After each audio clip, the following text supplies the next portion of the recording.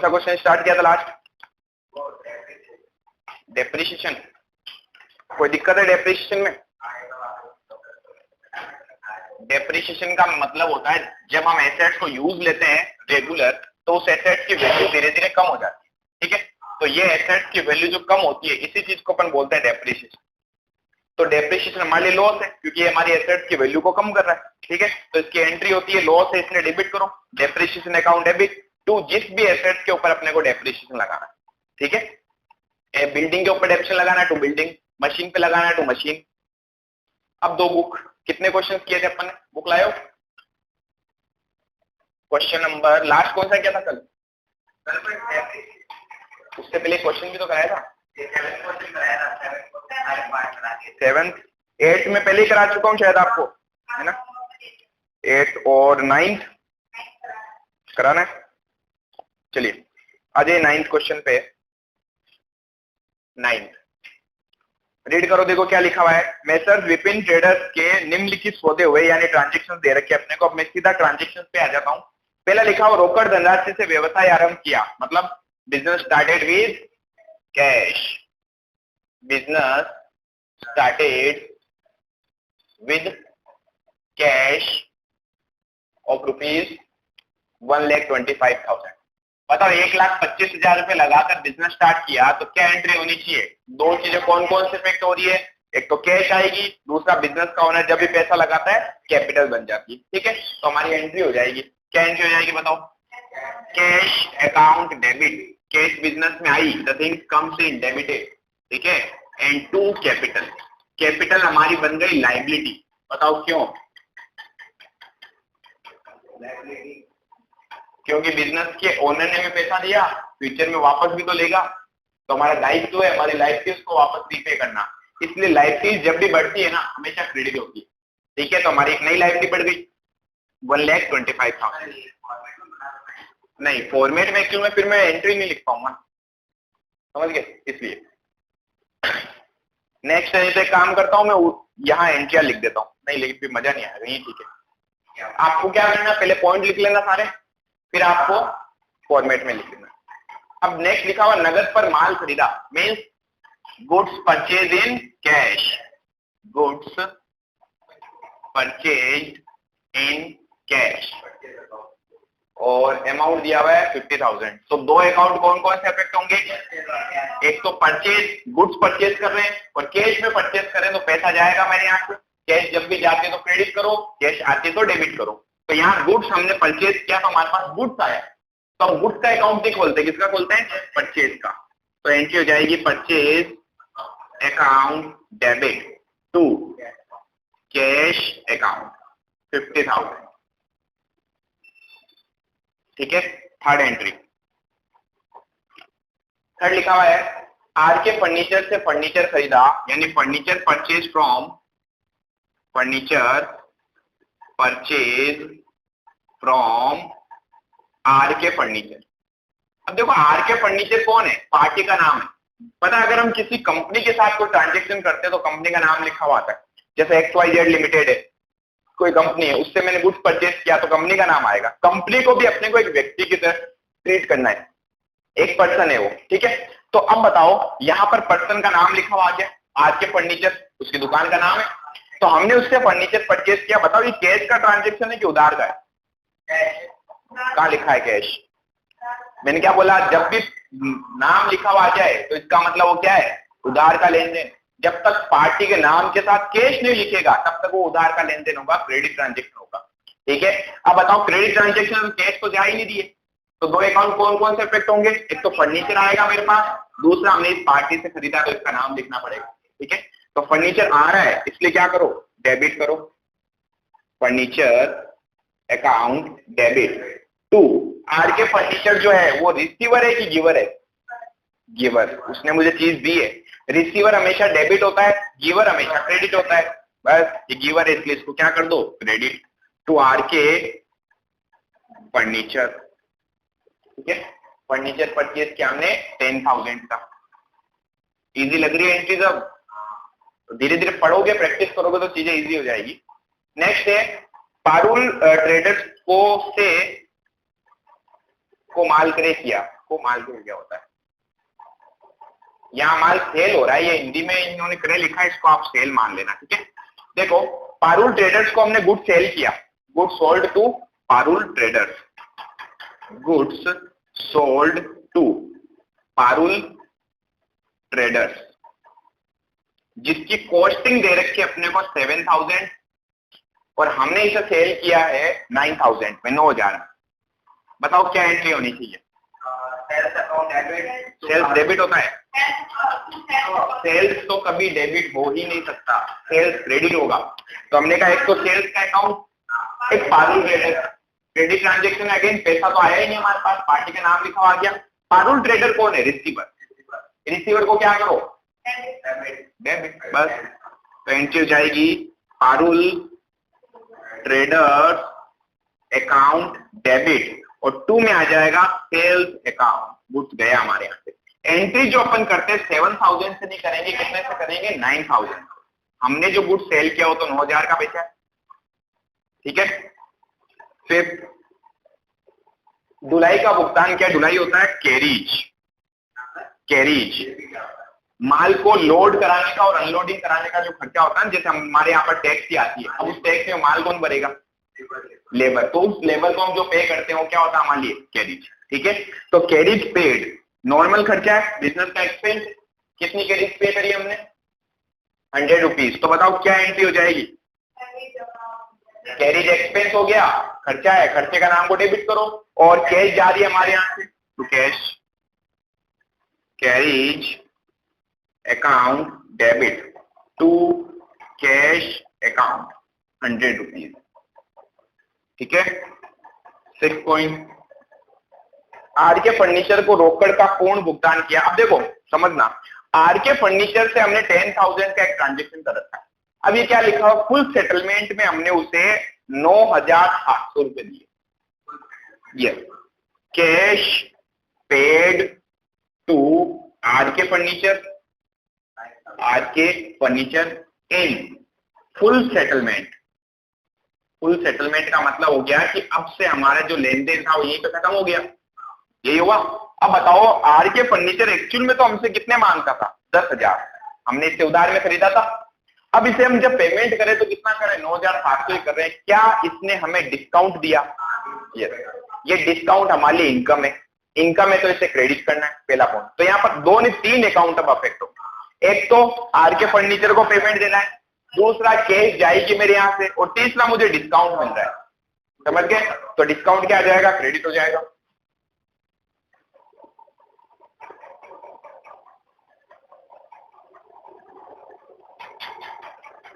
कई बार क्या इस पे फोकस नहीं रहता ना, तो धुंधला नजर आता। अब देखो, तो आरके फर्नीचर को हम जब पैसे देंगे तो आरके फर्नीचर कौन हो गया? रिसीवर। रिसीवर को क्या करना है?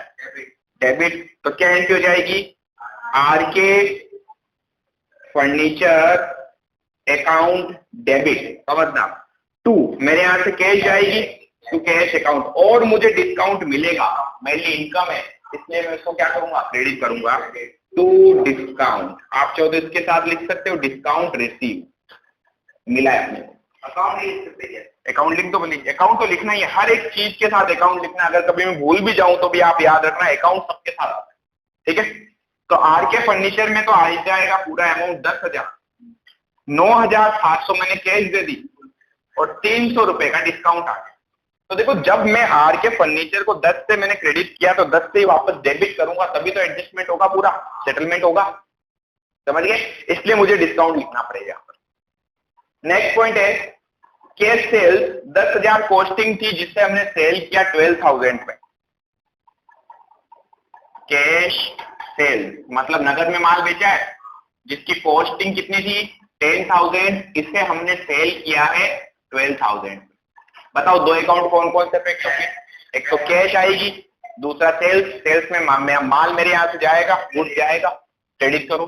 तो पैसा आया डेबिट, कैश अकाउंट डेबिट, और गुड्स मेरे यहां से गया, जो चीज जाती है उसे क्रेडिट करो टू सेल्स। कितने से? 12,000, ठीक है। नेक्स्ट, किराया प्राप्त हुआ, रेंट रिसीव हुआ अपने को। Rent receive. बताओ दो अकाउंट कौन कौन से इफेक्ट हो रहे हैं? एक तो कैश आएगी और दूसरा रेंट। अब रेंट मिल रहा है अपने को इसलिए इनकम है, इनकम हमेशा क्रेडिट होती है। कैश आई इसलिए डेबिट करो, रेंट हमारी इनकम है क्रेडिट होगी। ठीक है, तो एंट्री क्या बन जाएगी? Cash account debit to rent account.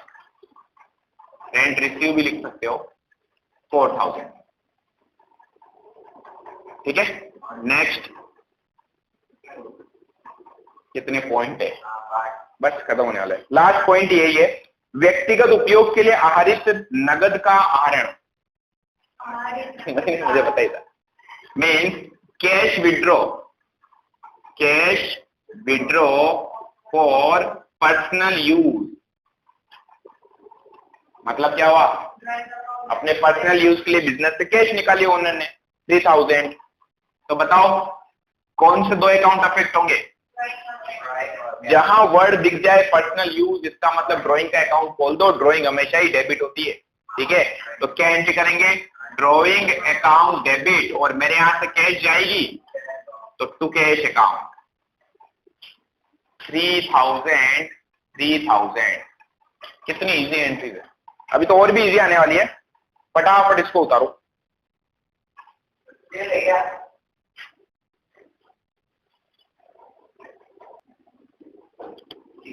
अब देखो क्वेश्चन नंबर 10 तो अपन करेंगे बाद में, पहले आ जाओ क्वेश्चन नंबर 11 पे।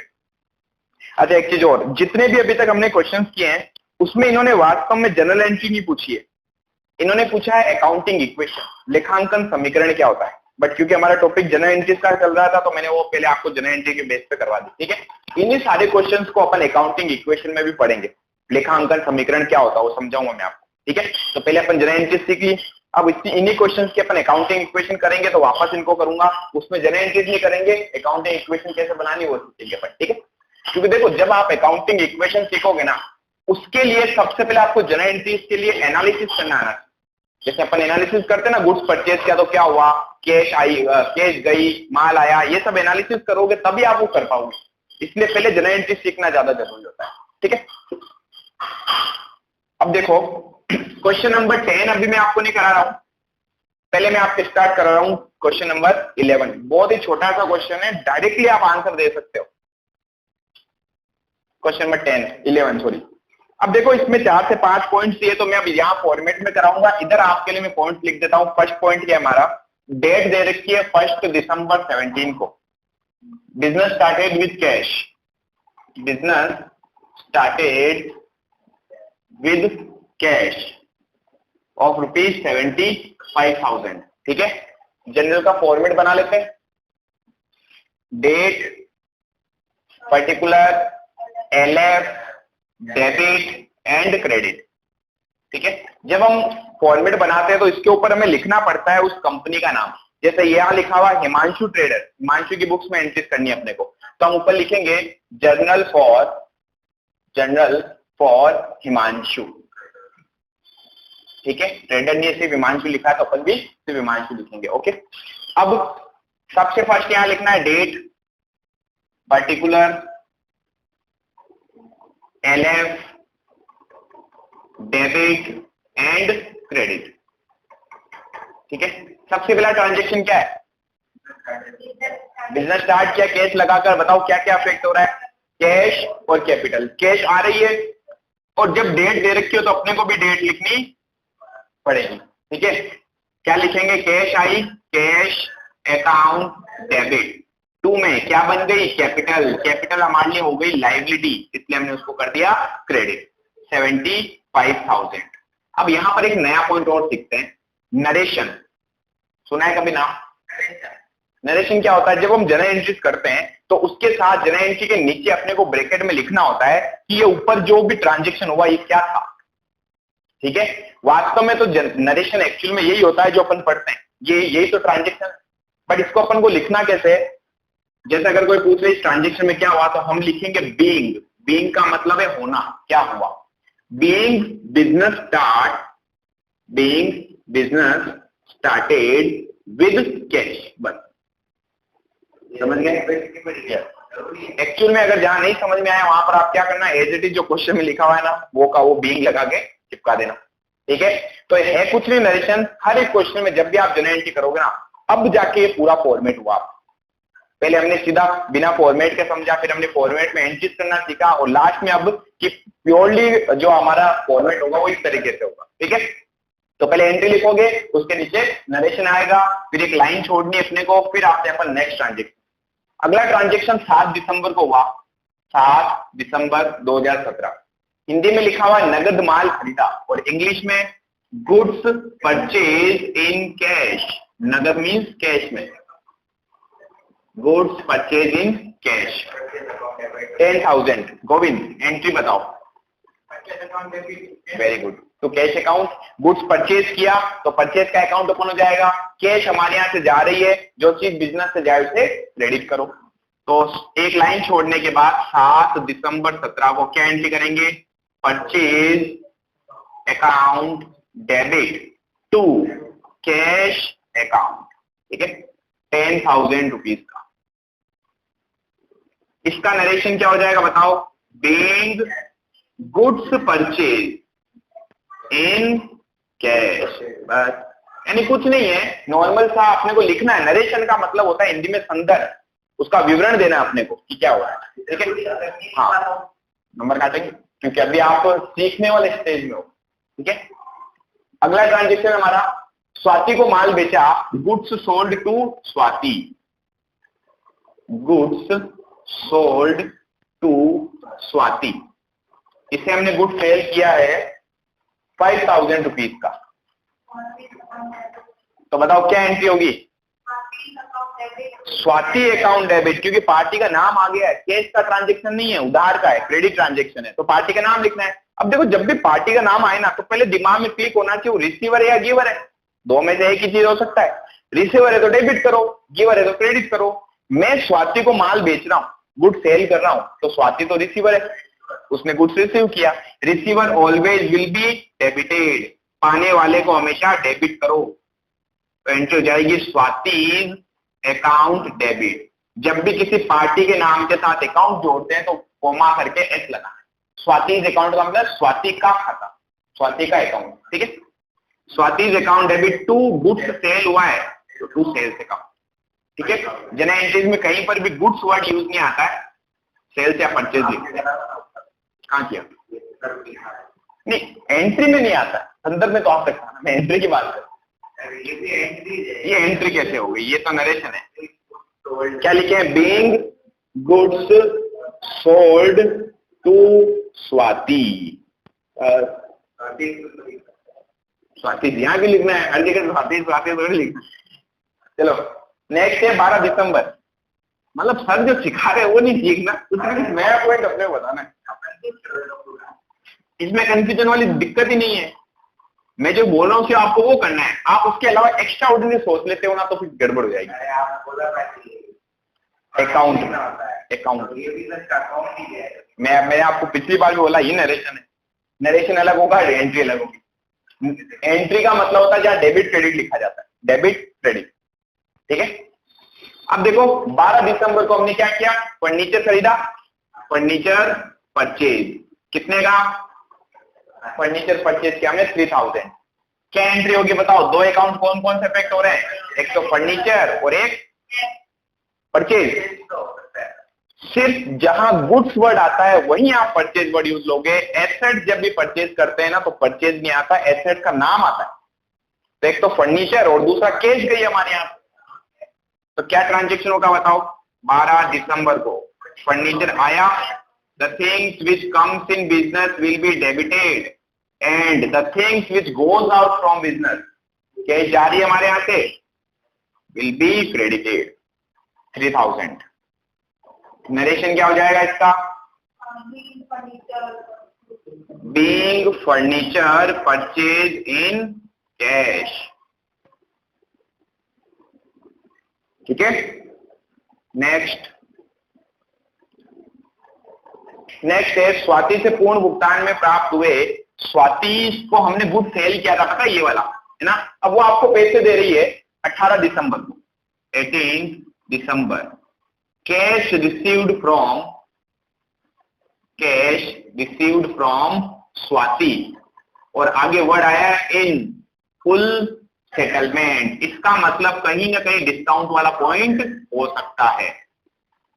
अब देखो, हमने गुड्स उसको सेल किया था 5000 का, और उसने फुल सेटलमेंट में अपने को सिर्फ 4000 की दिए, तो 1000 रुपए का हमने उसे डिस्काउंट दे दिया। अब बताओ, हमने डिस्काउंट दिया तो हमारे लिए तो लॉस है ना। तो लॉस हमेशा क्या होते हैं? Loss credit, debit, expense and losses will be debited. अगर ये डिस्काउंट मिलता अपने को तो अपने लिए इनकम होती, तब क्रेडिट करते। पिछली वाली एंट्री से बाहर आई है। तो बताइए 18 दिसंबर को क्या एंट्री करूंगा? कैश आएगी मेरे पास, 3 अकाउंट अफेक्ट हो रहे हैं, कैश का, स्वाति का और डिस्काउंट का। ठीक है, कैश आई तो एंट्री करूंगा कैश अकाउंट डेबिट। कैश तो आई है हमारे पास सिर्फ 4000, 1000 का मैंने उसे डिस्काउंट दिया।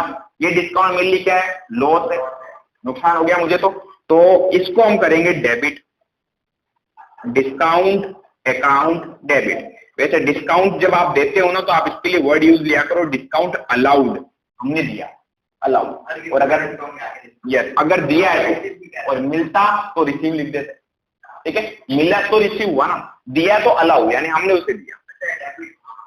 लॉस है 1000 का। और टू स्वाति का जो अकाउंट आएगा, स्वाति कौन है? Giver always will be credited, देने वाले को क्रेडिट करो 5000 रुपए। ठीक है, नरेशन होगा cash receive from Swati and discount give to her, discount given to her. हमने उसे क्या दिया? डिस्काउंट दिया। ठीक है, नेक्स्ट, किराया चुकाया, रेंट पेड 25 दिसंबर, रेंट पेड। बताओ, उन्हें पे किया तो इनकम है कि एक्सपेंस है? एक्सपेंस। हम पे करेंगे तो एक्सपेंस होगा 1000। तो बताओ, expense always will be debited. Expense का नाम क्या है? रेंट। दूसरा अकाउंट कौन सा अफेक्ट होगा? कैश जाएगी हमारे यहां से। तो 25 दिसंबर 17 रेंट पे करेंगे तो rent account debit to cash account. कितना रेंट पे किया हमने? 1000। ठीक है, हाँ, दिसंबर की है। अपने को देखो, अगर जनरल एंट्री करनी हो ना, तो वो अलग अलग मंथ की बताता है। एक क्वेश्चन में दिसंबर की बोलेगा, किसी में नवंबर की बोलेगा, किसी में जनवरी की बोलेगा। तो फिलहाल इस क्वेश्चन में अपने को सिर्फ दिसंबर की एंट्री दे रखी, समझ गए। नेक्स्ट और लास्ट एंट्री आपके, वेतन का भुगतान किया, सैलरी पेड 30 दिसंबर। 30 दिसंबर को हमने सैलरी पे करी। बताओ, सैलरी पे किए तो इनकम है कि एक्सपेंस है? Expense. Expense always will be debited. तो बताओ, सैलरी हमारे लिए एक्सपेंस हो गया। 30 दिसंबर को क्या एंट्री करेंगे? Salary account debit to cash account 1500। ऊपर वाले में हमने नरेशन नहीं लिखा। अरे यार, क्या लिखेंगे? बीइंग रेंट पेड, बस ये नरेशन। ऊपर वाले में आपने वो आप लिख देना आपके में।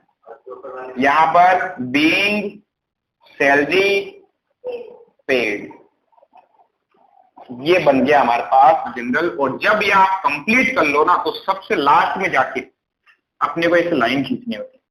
हमें दोनों साइड की टोटल करनी पड़ेगी। हाँ, ना मैं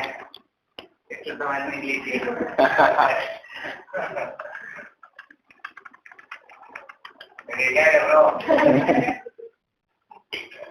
1,05,000। अब छापो फटाफट। आपने टोटल कर दी है एकदम। ऐसा कोई टोटल करता है क्या? गोली की तरह करनी है, टोटल करनी है। ऐसा टोटल करेंगे तो टाइम निकल जाएगा। मेरा नंबर